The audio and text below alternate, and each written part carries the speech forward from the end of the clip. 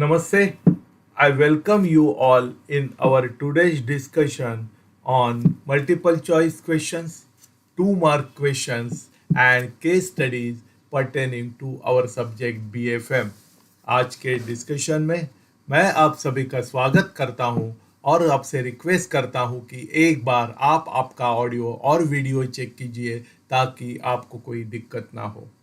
Simultaneously during discussion अगर आपको कोई क्वेरी हो या आपका कोई क्वेश्चन हो तो आपका क्वेश्चन आप कमेंट बॉक्स के थ्रू हमें कन्वे कीजिए।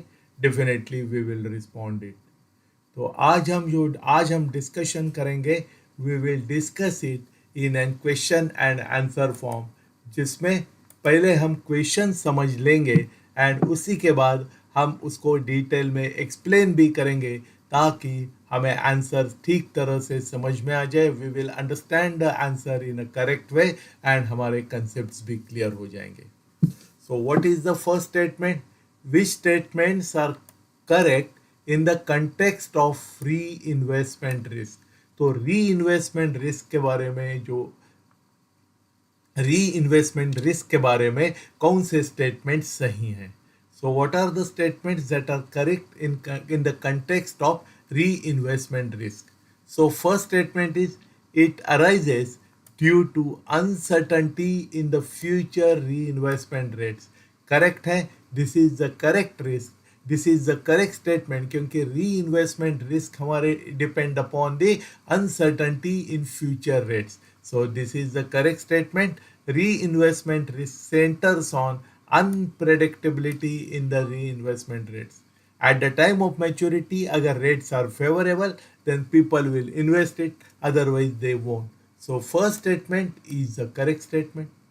So second is reinvestment risk is unaffected, is not affected by cash flow mismatches.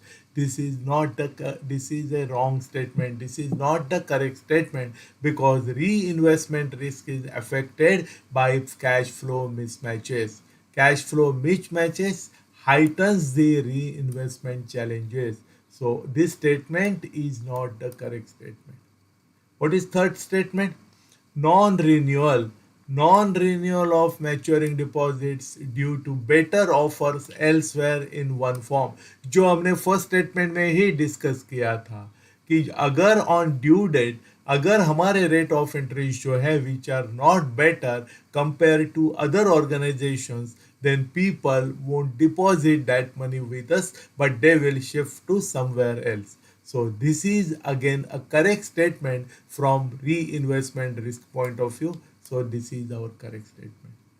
And lower reinvestment rates can reduce the projected income for the bank is also correct statement. क्योंकि अगर री investment rate अगर हमारा कम है, जितने आज due हो रहे उसमें से अगर कम लोग हमारे पास री इन्वेस्टमेंट करते हैं तो डेफिनेटली उतना हमारा कैश फ्लो या उतना हमारा इनकम कम हो जाएगा। सो this is also a correct statement. तो अगर हम टोटल चारों स्टेटमेंट्स देखेंगे तो इन this case my statement number 1, my statement number 3 and my statement number 4 are correct statements. So A is the correct answer for our question. Now let us go for next statement. Identify the true or false status for the following statements about the market risk. तो उन्होंने market risk के बारे में हमारे पास 4 statements दिए हुए हैं, उसमें से हमें फाइंड आउट करना है which statement is true and which statement is false. So let us go one by one. So first is market risk refers to losses arising from movement in market prices of interest rates, interest rate instruments, equities, currencies and commodities. So this is the correct statement because whenever there is a market change in a market price, there is a change in the market price, it affects the value of that particular asset. So it is known as the market risk. So this is the fundamental basic definition of the market risk. आपको इस statement को ध्यान से समझना पड़ेगा क्योंकि पूरा market risk concept यही स्टेटमेंट के ऊपर डिपेंड है. What is this? I am repeating it again. Market risk refers to losses arising from movement in market price of interest in equities, currencies and commodities. तो अगर market risk की वजह से अगर it is in favourable profit हो जाएगा, if it is unfavourable we will be the loser in this case. What is the second statement?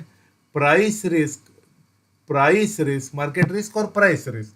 Price risk affects the banking books more significantly than the trading books. Again, this is not the correct statement because price risk की वजह से it is primarily affecting the trading books than that of the banking books. So our statement is not the correct statement. So price risk primarily impacts the trading books and not banking books.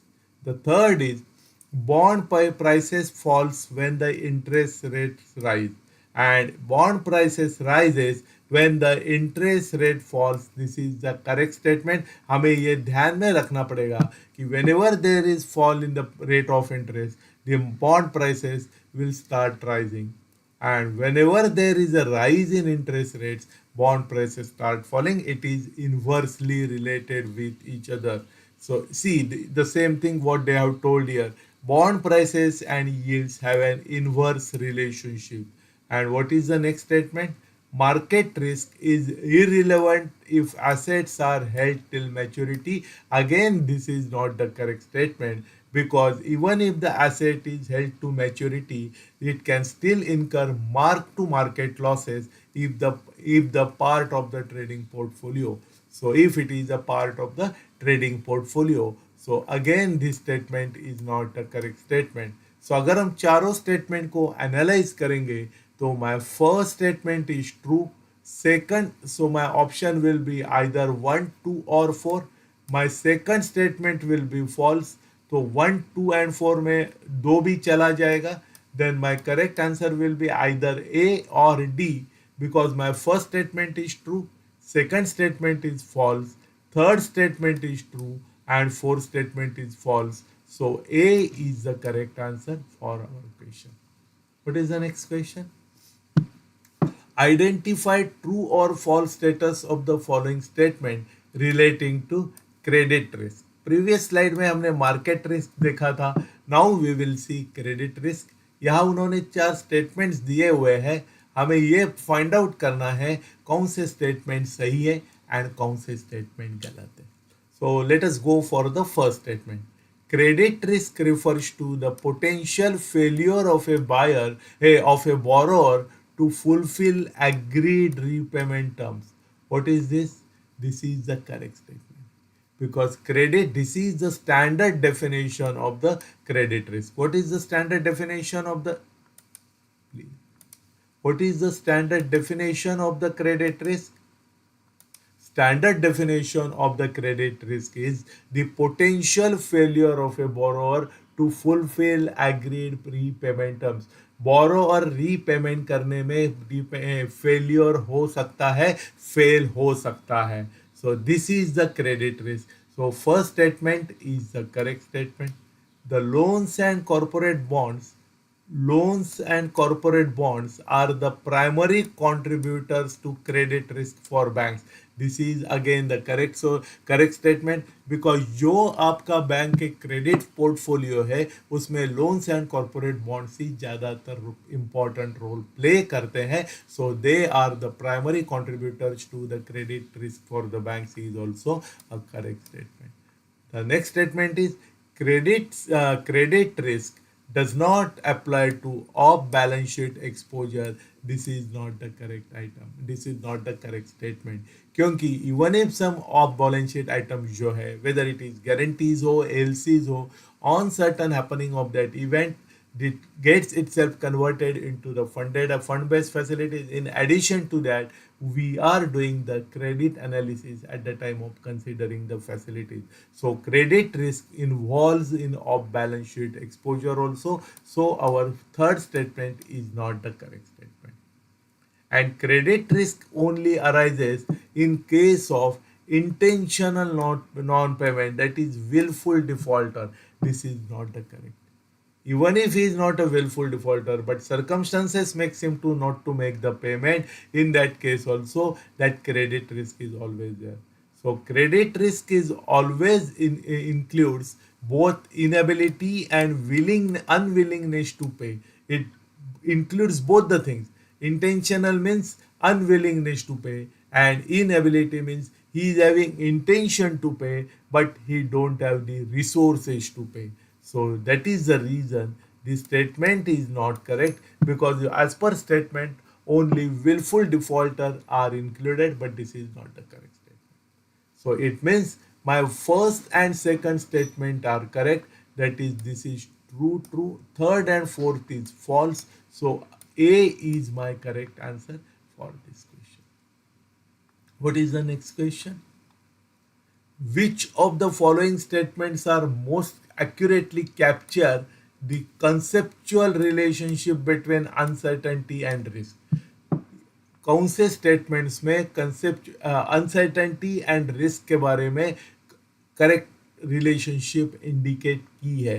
It accurately captures the conceptual relationship. So uncertainty and risk में जो relationship है वो कौन से statements में उन्होंने actually indicate की है, कैप्चर की हुई है?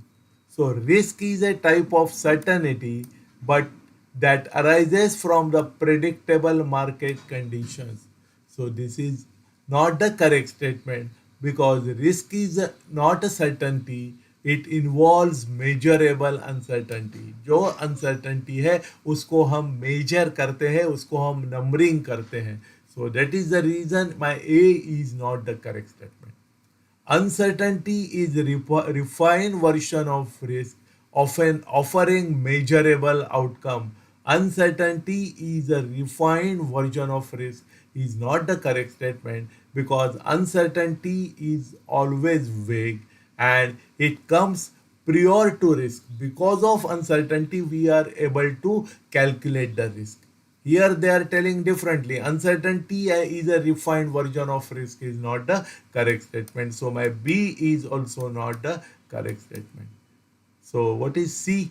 The risk is a subset of uncertainty. Yes, when uncertainty is there, the risk comes into picture.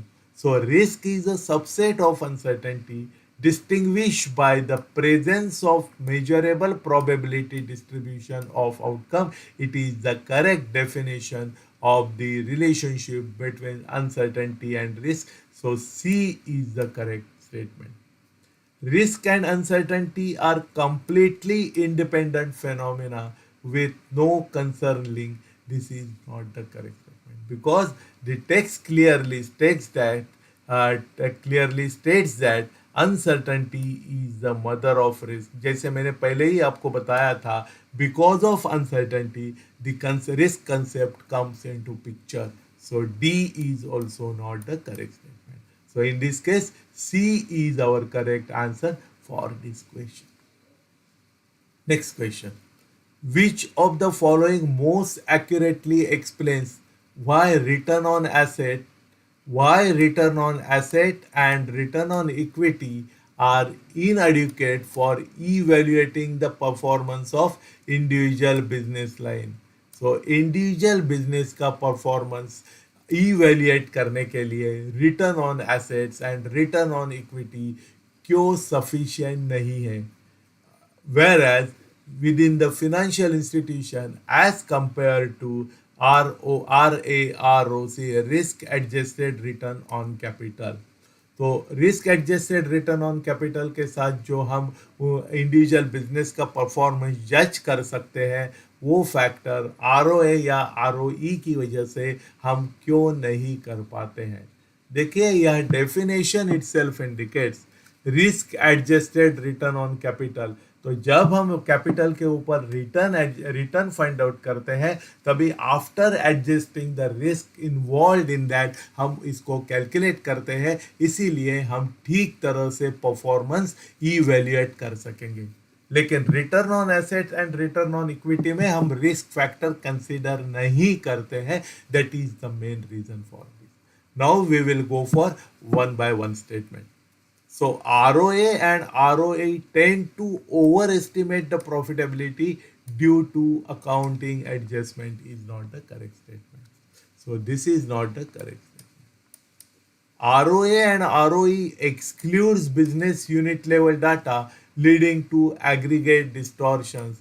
This is also not a correct statement because the problem is not with the aggregation but with the omission of the risk from metrics, जो मैंने आपको already बता दिया है. हम यहाँ आरोही हो या ROA हो, उसमें हम रिस्क फैक्टर ध्यान में ही नहीं देते.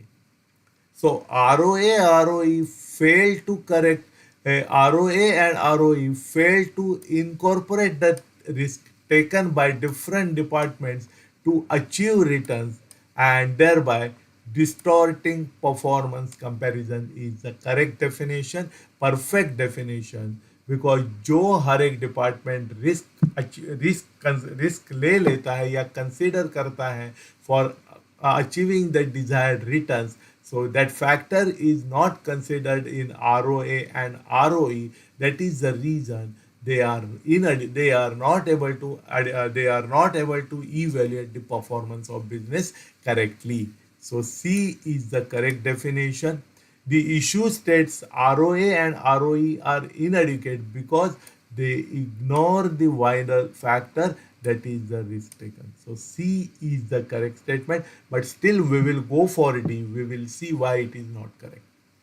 ROA and ROE primarily rely on capital structure decision, making them incompatible with internal performance assessment.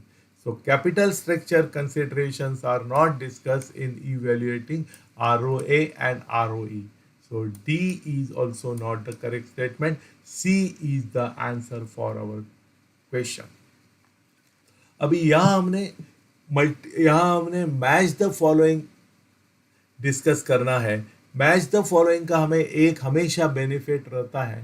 अगर या 4 या 3 स्टेटमेंट्स दिए हुए हैं, उसमें से मेरे को 1 या 2 स्टेटमेंट्स भी अगर मालूम है, I will be able to reply it correctly provided you adopt the correct method.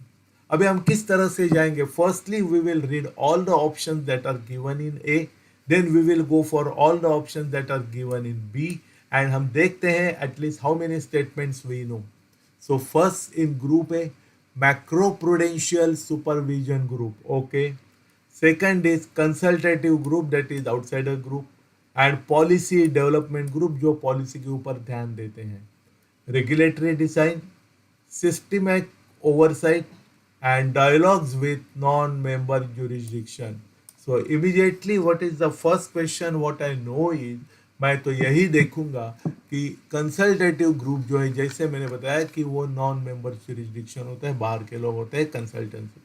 So B is correct with 3 number.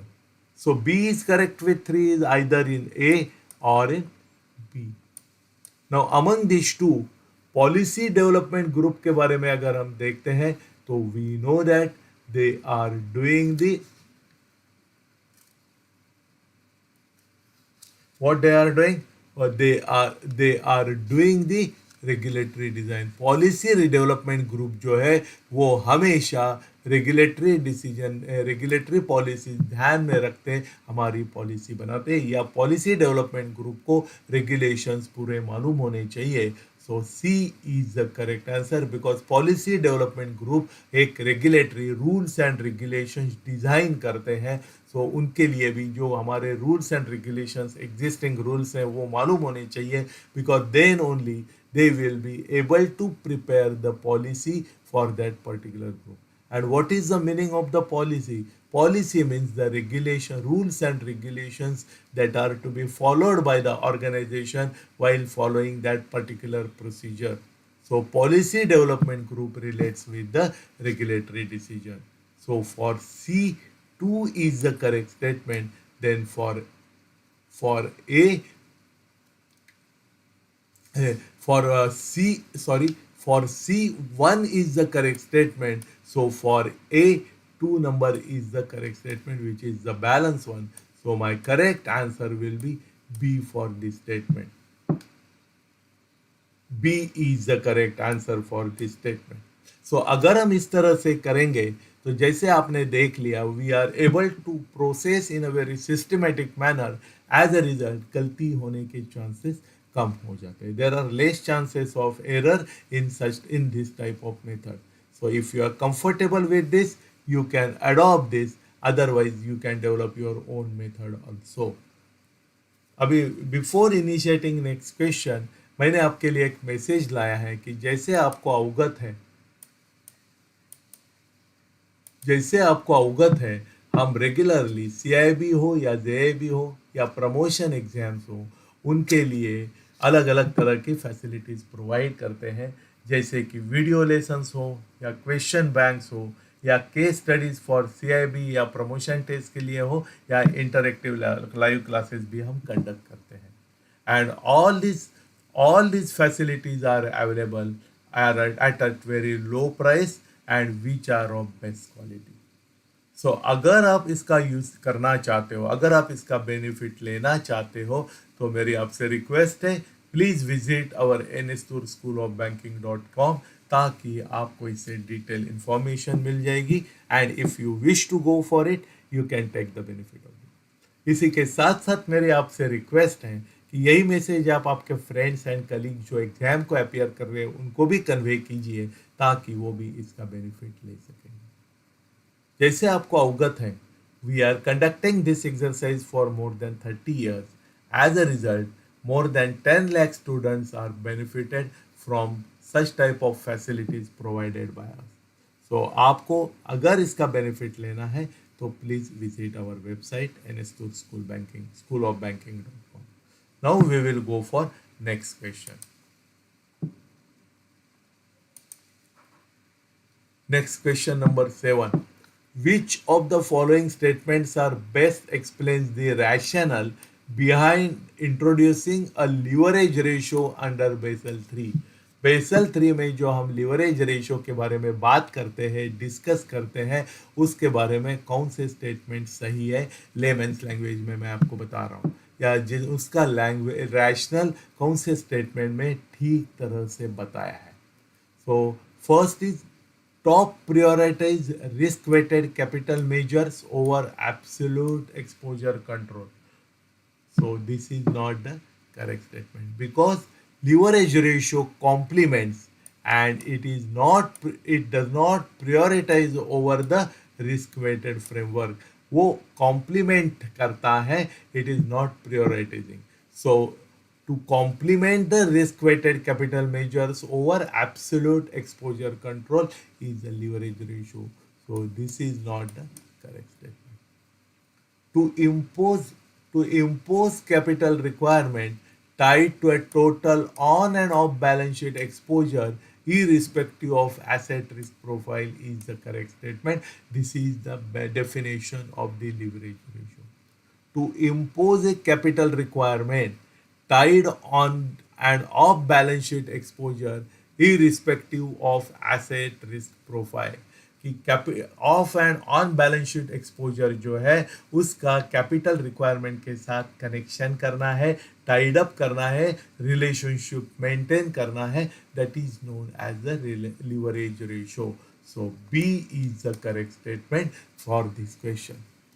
To neutralize liquidity transformation effects created by interbank term lending is not the correct statement, because interbank term lending की वजह से जो liquidity है, interbank liquidity जो है, it is not the core target of the leverage ratio.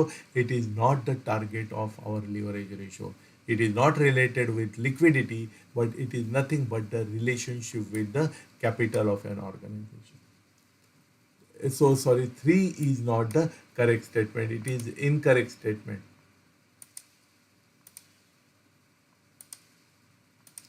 So this is the incorrect statement. And to encourage the use of derivative native agreements for capital relief purpose is not the correct statement at all. So derivatives and nettings are not the primary concern over leverage regulations.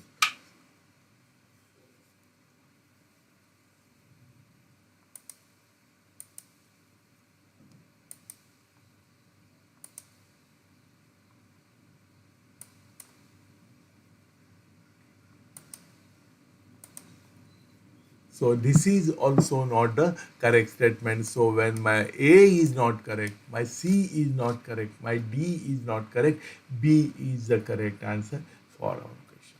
Now we will go to next question. What is that question? It is nothing but fill in the blanks.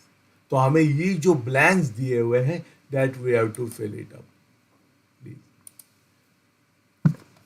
So revaluation reserve. It is for revaluation reserve.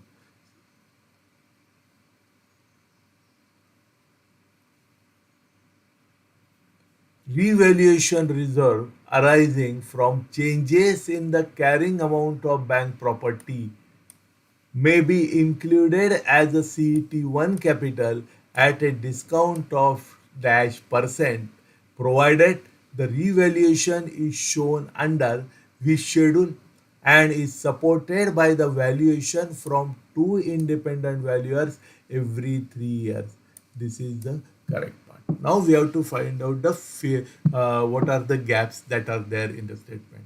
तो revaluation reserve जो है वो property के 55% discount के साथ ही consider किया जाता है और 55% discount in the value of an bank property that is considered in revaluation reserve for getting it included in CET1 capital. So what will be our correct statement? It is 55% and it is reflected in schedule 2 and reserves and surplus. It is shown under reserves and surplus. So now we will see the correct statement. So revaluation reserve arising from changes in the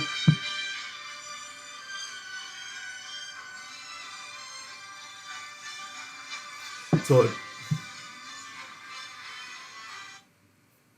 revaluation reserves arising from changes in the carrying amount of bank property may be included in CET1 capital at a discount of 55% provided the revaluation is shown under Schedule 2 and is supported by valuations from two independent valuers every year. So number 2 is the correct statement for our answer.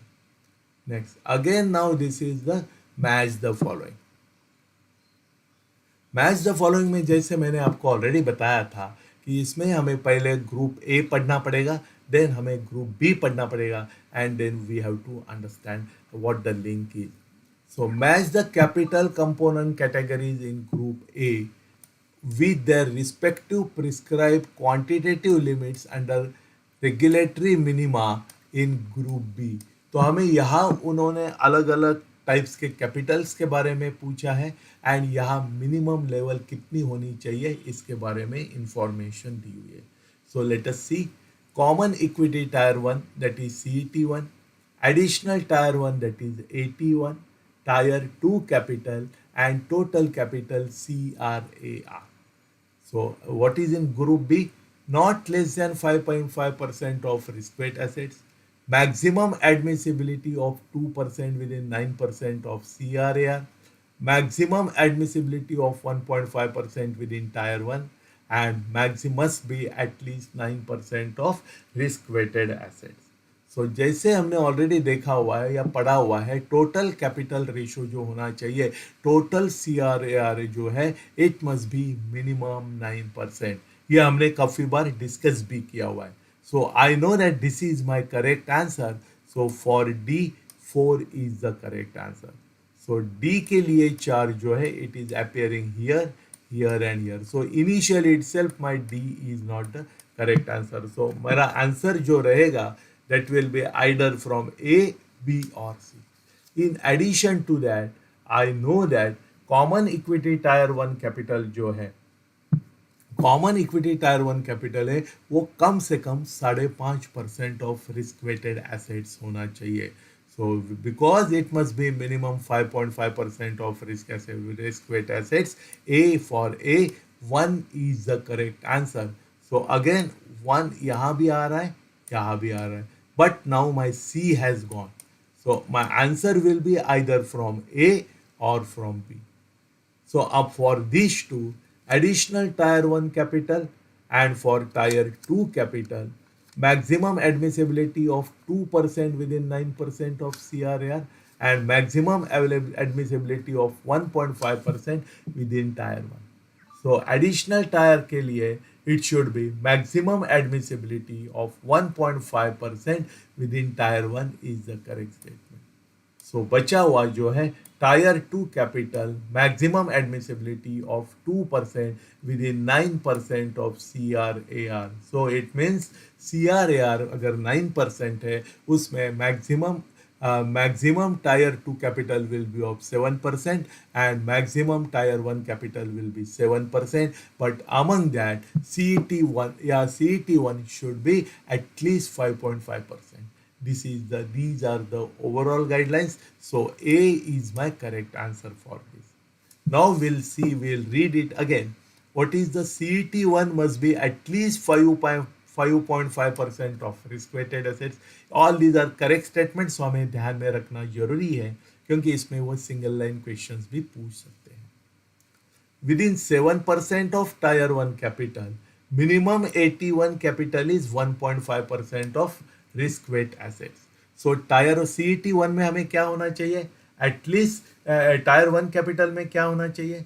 CET1 should be at least 5.5% of risk weight asset. That is the minimum criteria. And another within 7% tier 1 capital में AT1 additional tier 1 capital should be maximum 1.5% of risk weighted assets. The tier 2 capital is admitted up to 2% within 9% CRAR. 9% CRAR है उसमें 2% ही tier 2 capital is permitted. It means tier 1 capital is permitted up to 7%. And total capital must be at least 9% of risk weighted asset on an ongoing basis. So this is the correct information about this, correct statements about this table. So A is the correct answer for our question. What is next question? Again it is fill in the blanks. Under the internal rating based approach, जो internal rating IRBA internal rating based approach जो हम करते हैं, the risk weightage is derived from space and one of the core component used in this calculation is again a space. So what are the options that are available? Direct answer है. Okay. So using the internal rating basis, using the under the internal rating based approach, the risk weight is derived from the regulatory risk weight assigned by the RBI and income volatility, risk internal credit risk scoring and duration of the collateral, capital charges captured by the bank and probability of default, and capital charge computed by the bank and loss given default. So internal rating based approach में the risk weight is derived from the capital charge computed by the bank. हर एक bank ने जो asset का capital charge compute किया हुआ है उसी को consider किया जाता है. And one of the core component used in the calculation is loss given default. अगर हमारा जो default हो जाता है then what will be the loss? These are the two important factors that are to be considered while using the internal rating based approach. So D is the correct answer for our question. So I am again reading it. Under the internal rating based approach, the risk weight is derived from the capital charge computed by the bank, and one of the core component used in this calculation is loss given default. So now again we will go one by one why it is incorrect. The RBI assigns regulatory risk weight under standardized approach and not in IRB internal rating based approach. So that is the reason this statement is not correct, because RBI is considering or RBI is assigning regulatory risk weight under standardized approach. So then internal credit scoring is not the term used in this context, but the duration of the collateral is not a capital computation parameter. क्योंकि internal credit score हम use नहीं करते हैं, we are considering the capital charge computed by the bank. and capital charge computed by the bank. Along with that, we are considering the loss given default, and we are not considering the probability of default, and that is the reason D is the correct answer. Next question.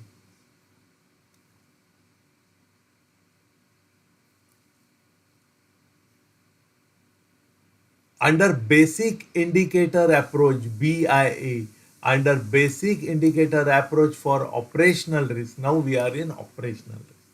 Under basic indicator approach for operational risk, which of the following correctly states how the operational risk capital charge should be calculated? Operational risk capital charge calculate करने का correct statement कौन सा है? What is the correct statement? So, by taking 10% of the net interest income average over any 5 years, by multiplying average annual gross income over 3 years, by using average of gross income into 15% for all the last 3 years, including negative valuers, and by using the average of gross income into 15% for the only years with positive gross income over the last 3 years. सो जब हम basic indicator approach के under जब calculation करते हैं, operational risk capital charge calculate करते हैं, तो first condition is हमें ग्रॉस इनकम कंसिडर करना है which is a positive. So we have to take into consideration the positive gross income. अगर नेगेटिव ग्रॉस इनकम है तो हमें उस साल का छोड़ना पड़ेगा. देन पॉजिटिव ग्रॉस इनकम कितना लेना पड़ेगा?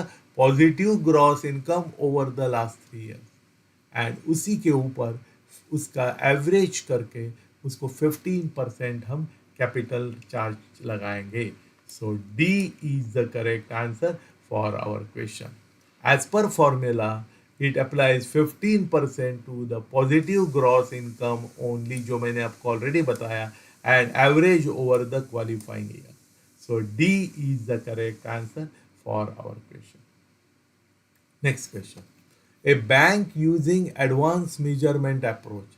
Again, it is very important term. A bank using advanced measurement approach internally determines a capital charge of 500 crore. Bank ने capital charge 500 crore तय किया हुआ है. It has implementation risk mitigation technique that qualify for a 20% reduction. What is the final capital charge? क्या होगा? Bank ने क्या decide किया? बैंक का कैपिटल चार्ज कितना है? 500 करोड़ है. उसमें बैंक ने क्या कंसीडर किया हुआ है? 20% reduction is permitted. So reduction under risk mitigation is 20% of 500 crore. कितना हो जाएगा? That will be 100 crore. So हमें उतना माइनस करना पड़ेगा. सो 500 करोड़ में से अगर हम माइनस करेंगे 100, तो final capital charge will be 400 crore. So B will be our answer for this question. जैसे मैंने आपको पहले बताया था, various courses that we are offering, in addition to that हम आपको हर एक सब्जेक्ट CIB के हर एक सब्जेक्ट के 10 mock test question papers offer करते हैं. And this question papers are available at free of cost. They are available online and on real time practice, and available for real time practice basis. So मेरी आपसे request है, आप इनमें से ज़्यादा question paper की प्रैक्टिस करें, ताकि उससे आपकी सफिशिएंट प्रैक्टिस हो जाएगी, आपका स्पीड बढ़ जाएगा, जो आपको एग्जाम में आपका पेपर कंप्लीट करने में हेल्प करेगा. एंड साथ साथ आपकी प्रिपरेशन कितनी है वो भी उससे पता चल जाएगी. एंड ये इंफॉर्मेशन आपको JIBCIBonline.com पे अवेलेबल हो जाएगी, तो आप वहाँ विजिट कर दीजिए ताकि आपको नेसेसरी इंफॉर्मेशन मिल जाएगी. एंड मेरी आपसे रिक्वेस्ट है कि आप उसका मैक्सिमम बेनिफिट ले लीजिए, ताकि आप एग्जाम में अच्छे मार्क्स स्कोर कर सकते हैं. एंड इसी के साथ साथ यही मैसेज आप आपके फ्रेंड्स एंड कलीग्स को भी कन्वे कीजिए, ताकि वो भी इसका बेनिफिट ले सकेंगे, आपके साथ वो भी अच्छे मार्क्स स्कोर कर सकें. Now we will go for next question. Which of the following is Which of the following is among the purpose of supervisory review process under Pillar 2 with Basel 3 that may involve RBI's intervention? कि supervisory review process का purpose क्या है?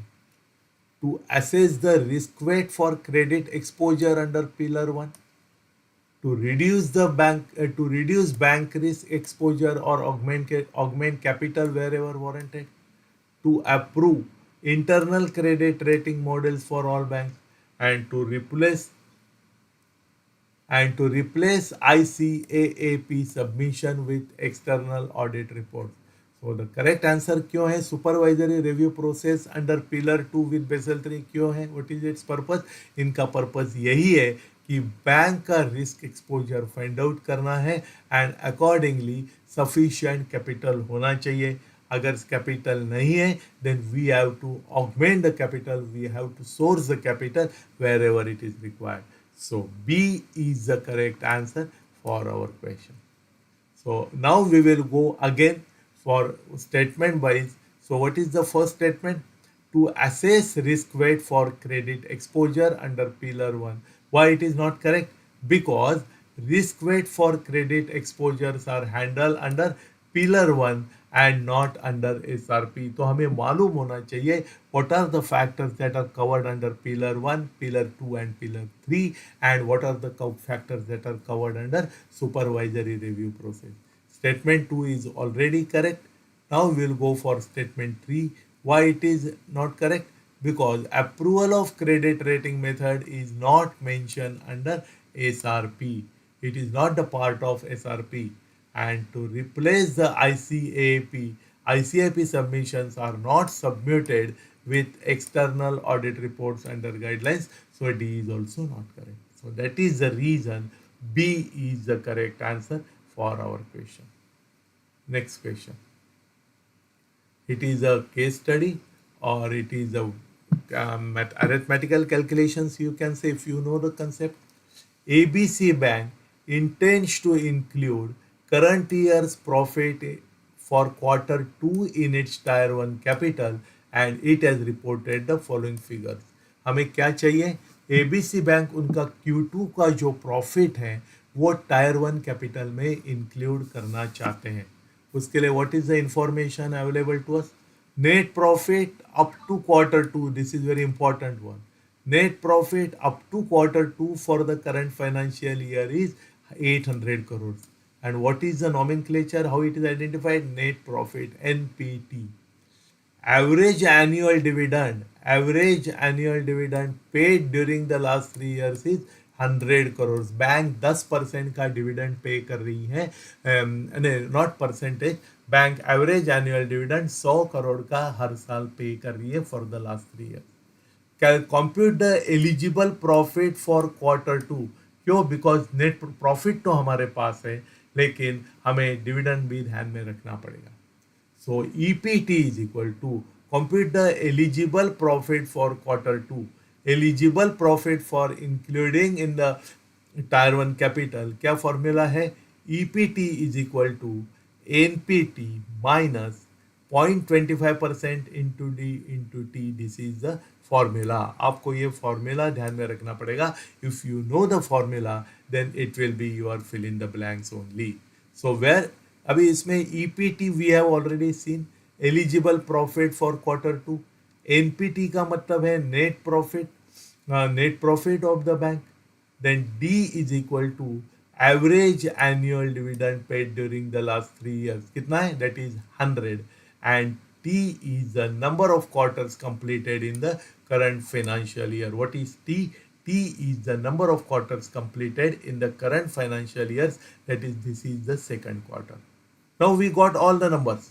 So EPT is equal to NPT कितना है?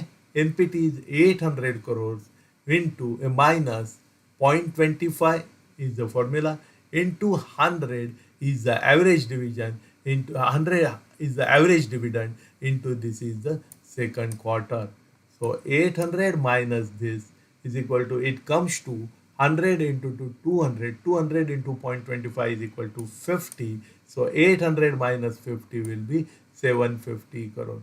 So bank को कितना करना पड़ेगा, how much capital bank can consider from this for second quarter, 750 crore will be your answer for this statement. So C is the correct answer for this question. Next question. A bank holds a long-term exposure of 80 crores to a corporate rated AA bond. So bank A rated bonds में या A rated instruments में bank का 80 crore long term exposure है, तो उसके ऊपर bank का risk weight कितना है, calculate the risk weighted asset value. इसके लिए हमें ये मालूम होना चाहिए how much is the risk weight for double A category bonds या double A category instruments.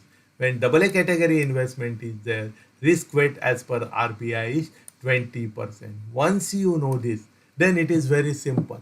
Once you know this 20%, so 20% on 80 crore is 60 crore will be my risk base. So B is the correct answer for our question. Now let us go for next question.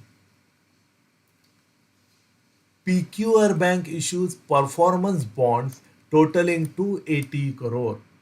Calculate the credit equivalent amount of these bonds. PQR bond ने 80 करोड़ के performance bonds issue किए हुए हैं, उसका credit equivalent amount कितना है, risk point of view उसको कितना अमाउंट हमें कंसीडर करना पड़ेगा। As per RBI guidelines, credit conversion factor for transaction related contingent items is 50%. This is the performance bond is a contingent item, ये हमें पहले ध्यान में रखना पड़ेगा। Performance bonds is a contingent bonds, that is the reason in this case credit conversion factor will be 50%. So if credit conversion factor is 50%, 80% का 50% हम consider करेंगे फॉर रिस्क फैक्टर। सो 80% का 50% आ जाता है, इट कम्स टू 40 करोड़।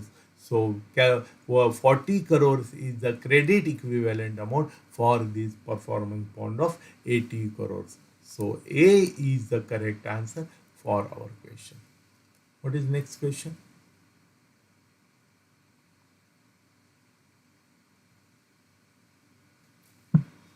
एक collateralise exposure में जिसमें कोई सिक्योरिटी है। एक collateralise exposure has the following characteristics. Exposure कितना है? 100 करोड़। टोटल बैंक का एक्सपोजर 100 करोड़ है। Haircut appropriate to the exposure is 5%। Then collateral कितने की है? 80 करोड़ की कोलेट्रल है। Haircut appropriate to collateral कितना है? 10% है।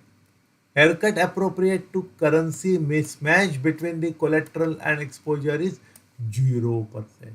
This is very important statement. Haircut appropriate to currency mismatch between collateral and exposure is 0% and counterparty risk weight is 50%. ये पूरी इंफॉर्मेशन उन्होंने दे दी है। Then in that case what is the capital requirement at 9%? अगर हमें 9% of risk weight assets अगर capital रखना है तो हमें कितना कैपिटल रखना पड़ेगा? Now we will go, firstly we will try to understand the formula for this. अगर हमें फॉर्मूला मालूम होगा तभी मैं उसको ठीक तरह से रिप्लाई कर पाऊंगा। So what is the formula for adjusted exposure? Because they are asking for adjusted exposure first. So adjusted exposure is equal to E into 1 plus HE minus C into 1 minus HC minus HFX. यहाँ हमें सभी के लिए उन्होंने information provide कर दी है। How much is E? E is 100 years. It means what is the formula? Adjusted exposure is equal to total exposure into 1 plus haircut appropriate to the exposure इनका multiplication minus collateral into 1 minus haircut appropriate to collateral and minus haircut appropriate to currency mismatch between the collateral and exposure. So this is the formula in detail. हमें ये formula अगर मालूम है then we have to simply do the arithmetical calculation. Adjusted exposure is equal to 100 crores into 1 plus what is haircut? 5%. 5% means 0.05. So 100 into 1 plus 0.05 is equal to 1.05. That is 100 plus 1 into 0.5 is equal to 105. Minus 80 is my collateral. Out of that 100 is 80, it is covered, 80 is covered by collateral. 80 into 1 plus minus 0.10 minus 0. It means it is 0.90. So 80 into 0.90 is equal to 72. अब calculation करके देख लीजिए calculator के ऊपर. This is correct. 80 into 0.90 is equal to 72. So 105 minus 72 will be 33 crore. So 33 crore will be my 33 crore will be my adjusted amount. So 33 crore के ऊपर I have to calculate the 50% for risk weighted asset. This amount जो है that is eligible amount उसका 50% is the risk weighted value. So अगर 33 करोड़ का मैं 50% लेता हूँ it comes to 16.5 crore. So मेरा risk weighted asset value कितनी होगी of this 100 crore exposure? It comes to 16.5 crore. And we have to maintain the capital requirement of 9% on this 16.5 crores. So 9% into 16.5 crores is equal to 1.485 crore is the correct answer for our question. So B is the correct answer for our question. So if you know the formula, इसीलिए मैं आपको बार बार कहता हूँ हमें formulas की requirement है. मेरी आपसे request है, you note down all the formulas on one sheet of paper and keep on reading it ताकि आपको सभी formulas याद रह जाएंगे जो आपको एग्जाम में हेल्पफुल हो सकता है. What is the next question? A long means buy, purchase a long 100 crore position in zone 2, 1.1 to 1.9 years as per Basel 2 classification. Zone 2 का क्लासिफिकेशन कितना है? एक से ज्यादा, एक या एक से ज्यादा और 2 साल से compare. Is match with short and a sale match rupees 80 crore position in zone 3 that is 3.6 to 4.3 years. What is the horizontal disallowance? उसमें horizontal disallowance कितना है? So we will calculate as per Basel 3 between capital adjacent zones, zone 2 and 3, the disallowance is 30%. Why? Hence match amount is minimum 100 and 80, that is 80 crores. What is the match amount? It should be minimum of zone 2 and zone 3. What is the minimum amount? 80 crores. So 80 crores का disallowance कितना है? How much is the disallowance? Disallowance is 30%. So disallowance is 30%. At 80 crore, it comes to 24 crore. तो जैसे हमने previous slide में देखा था, मैं आपको एक बार और रिमाइंड करना चाहता हूँ कि we are providing for CIB, JIB and promotional exams. We are offering recorded video lessons या question banks या case studies या interactive live classes sessions on our channel through on our channel. तो अगर आप उसमें इंटरेस्टेड हो तो please visit at nsturschoolofbanking.com जहां आपको इसके बारे में डिटेल इंफॉर्मेशन मिल जाएगी. जैसे मैं आपको बताना चाहता हूँ, all these courses are available at a very low price and which are of best quality. So अगर आप इसमें इसका यूज़ करना चाहते हो या इसका बेनिफिट लेना चाहते हो तो आप इस वेबसाइट पे विजिट कर दीजिए, आपको इसके बारे में डिटेल इंफॉर्मेशन मिल जाएगी. जैसे आपको अवगत है, हम we are working in this field for more than last 30 years and more than 10 lakh students have got the benefit from such type of courses. So this is this is for your information. अगर आपको interest, if you are interested in this, अगर आप इसमें interested हो तो आप आप इस वेबसाइट पे विजिट कर दीजिए. साथ साथ मेरी आपसे ये रिक्वेस्ट है कि यही मैसेज आप आपके फ्रेंड्स एंड कलीग्स को भी कन्वे कीजिए ताकि वो भी इसका बेनिफिट ले सकते हैं. Now we will go for next question. This is the match the following. Match the pillar 3 disclosure table, this is the pillar 3 का डिस्क्लोजर टेबल है। अलग अलग टेबल में अलग अलग इंफॉर्मेशन देनी पड़ती है। So these are the disclosure tables with their respective focus area. तो कौन से टेबल के थ्रू हमने क्या इंफॉर्मेशन बतानी है। सो DF2, DF3 and DF4. DF and information given in group is disclosure for portfolios under standardized approach, capital adequacy and general credit risk disclosure for all the banks. यहाँ तो हमें we should know it correctly, that is the reason we will discuss it. So for in DF2 table we have to discuss about the capital adequacy. We have in this table, yeah, this table indicates the regulatory capital level and buffers. So for A, statement number 2 is the correct answer. So my correct answer should be either A or my correct answer should be either D, either A or D. So what is the next statement? Next statement is B. The table DF3 indicates the general credit risk disclosure for all the banks. So my correct answer is for B it is 3. So definitely for the remaining DF4 1 is the correct statement and A is my correct option for this table.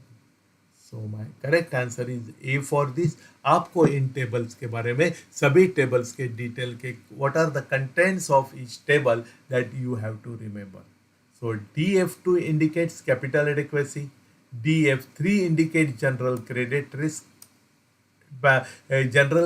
risk disclosures, and DF4 indicates credit risk for standardized portfolios. So these are the important things which you should remember. What is the main objective of the counter cyclical capital buffer? जो counter cyclical capital buffer है उसका main objective क्या है। So counter cyclical capital buffer aims to absorb shocks in downturns and prevent excessive credit expansion during booms, addressing a systemic risk. जो systemic risk रहता है system में, systemic risk को control करना। अगर कभी हमारे एडवांसेस में सडनली डाउनफॉल आ जाता है तो उसकी वजह से जो ऑर्गेनाइजेशन को शॉक आ जाएगा that is to be observe. या अगर कोई हम एक्सेसिव लेंडिंग कर रहे हैं, एक्सेसिव क्रेडिट एक्सपांशन कर रहे हैं बूम में जहाँ ज़्यादा डिमांड रहता है, तो at that time also we should able to control it. This is the main purpose of counter cyclical capital buffer. So what is the correct statement? To maintain a fixed buffer for liquidity is not the main objective. To ensure credit flow during the stress, yes, and curb excessive credit growth during the economic books, जैसे मैंने आपसे already discuss किया, this is the main objective of CCCB, counter cyclical capital buffer. To enhance profitability in low credit environment is not the objective, and to improve tier 2 capital adequacy compliance is also not the objective of this. So B is the correct answer for our question. Which type of following indicators are considered supplementary, not main?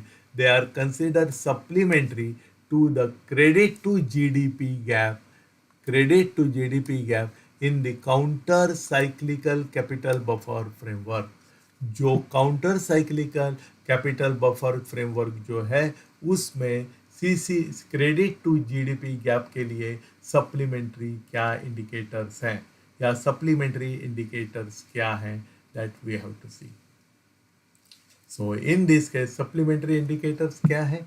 Just capital to risk weight assets ratio CRAR ratio जो हमारा है which is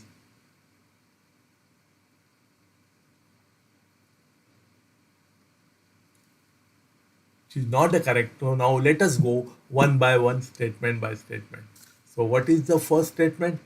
GNPA growth, gross net profit. GNPA growth, gross NPA growth. It is included as a key supplementary indicator alongside the credit to GDP gap. उन्हें हमसे क्या information मांगी है? They have asked about the supplementary only. Main नहीं चाहिए उनको, की नहीं चाहिए, सप्लीमेंट्री इंडिकेटर चाहिए तो GNPA growth is a supplementary indicator for credit to GDP gap. So first statement is the correct statement. Interest coverage ratio used in combination with the GDP to gap assessment. So again, this is the supplementary factor. Capital Capital to risk weighted asset ratio CRAR is not listed as an indicator in the CCCB framework. So this is not the correct statement. And industry outlook explicitly mentioned as supplementary indicator correlated with GNPA group. So my first statement is correct, my second statement is correct, and my fourth statement is correct. So C is the correct answer for our question. Next question. How is the sensitivity measured? Sensitivity analysis हम क्यों करते हैं, sensitivity किस तरह से major की जाती है, and what does it indicate about A portfolio, and वो पोर्टफोलियो के बारे में क्या इंडिकेट करती है. तो सेंसिटिविटी जो है वो हमारी पर यूनिट मेजरमेंट बताती है. So it is and it indicates that मेरा पोर्टफोलियो जो है कितना वाइब्रेंट है वो उसे इंडिकेट करती है. It is measured to liquidity coverage ratio and indicates cash flow risk. It is measured by change in capital market value per unit change in a variable, showing the portfolio's risk to that variable. It is measured by a bond duration and indicate credit risk. It is the volatility in daily net asset value of the portfolio. जैसे मैंने आपको already बताया था, sensitivity analysis से सो per unit में change होने की वजह से हमारा क्या चेंजेस होता है वो हमें पता चल जाता है, एंड ये यही इंडिकेट करता है कि हमारा पोर्टफोलियो कितना सेंसिटिव है. So B is the correct answer for this question. Next question. It is now fill in the blanks.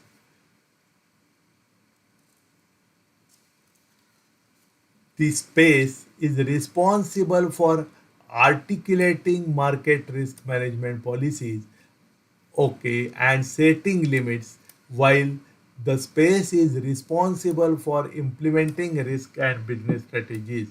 ALM support group, risk management group, board of directors, and middle office.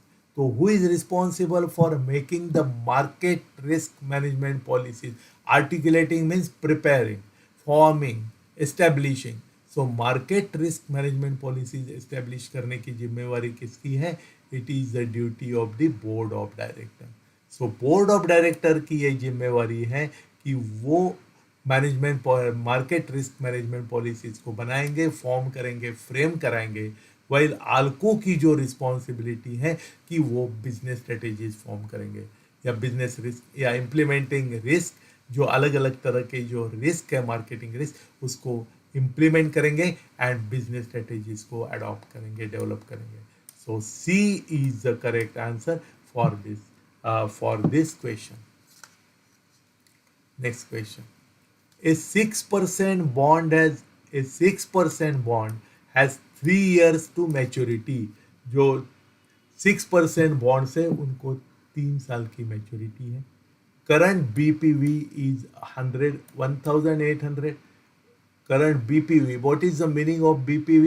It stands for basic point value.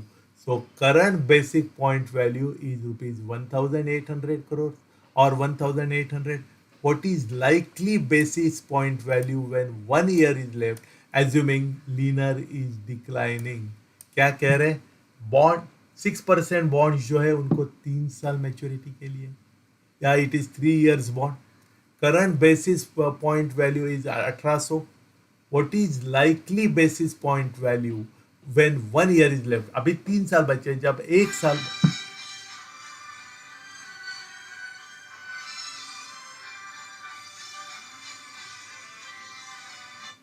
जब 1 साल बचेगा तब basis point value कितना होगा? Assuming that linear declining. It means ये जो basis point value है वो मेरे एक तरह से कम होते जा रहे, लीनियर डिक्लाइन है. तो अगर 3 साल का 1800 करोड़ 1800 है तो 1 साल का कितना होगा? Simple calculation, 600 per year decline. Per year decline कितना हो जाएगा? डिक्लाइन 600 करोड़। तो 2 साल में कितना डिक्लाइन होगा? 1200 डिक्लाइन होगा। So my balance will be 600. So rupees 600 will be the correct answer for this question. It is very simple, provided we should know what is the meaning of BPV. So BPV means basis point value. So A is the correct answer for our question. Which statement below represents the definition of maculage duration? Macaulay duration की definition किस में, कौन से statement में बताई है? That we have already discuss about the Macaulay duration during our last session. So what is the correct statement? So maculage duration जो है, it is nothing but the average time to receive the present value of bonds cash flow. So this is the correct definition of this. Average time to receive the present value of bonds cash flow. कितना समय लगेगा? That is the answer what we are deriving from the maculage duration. Because now we will go statement by the average return received annually from bond interest. This is not the definition for maculage duration, because average return received is nothing but the yield received from that particular security. The time left to bond maturity, the duration can be less than maturity. It is not just time to maturity. And third is, this is the fundamental definition of maculage duration that we have already discussed in detail also. The average time to receive the present value of bonds cash flows. And the sum of all future cash flow from a bond is not the correct, because this describes the total cash flow, cash inflow, and not the time weighted value. It is taken into consideration the gross amount of cash flow that has been received during this period.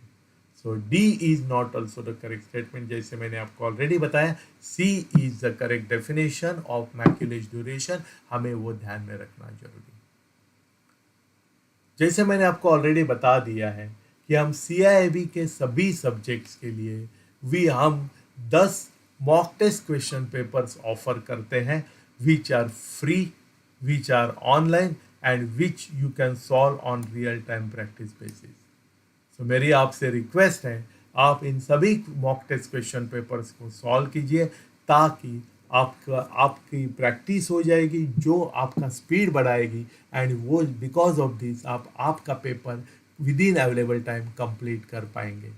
And ultimately, because it is on real time practice basis, आपकी preparation कितनी है वो भी आपको समझ में आ जाएगी, आपको पता चल जाएगा. So that is the reason why I request you to solve all this mock test question papers. And इसके बारे में डिटेल इंफॉर्मेशन आपको jibonline.com पे मिल जाएगी. सो आपको सभी information, the entire or all the required information will be available on jibonline.com, which is our website. So मेरी आपसे रिक्वेस्ट है, आप इस वेबसाइट को विजिट कर दीजिए, एंड साथ साथ यही मैसेज आप आपके फ्रेंड्स एंड कलीग्स को भी कन्वे कीजिए, ताकि वो भी उसका बेनिफिट ले सकते हैं. And with this we will conclude our discussion for a day, and I wish you all the best and thank you very much.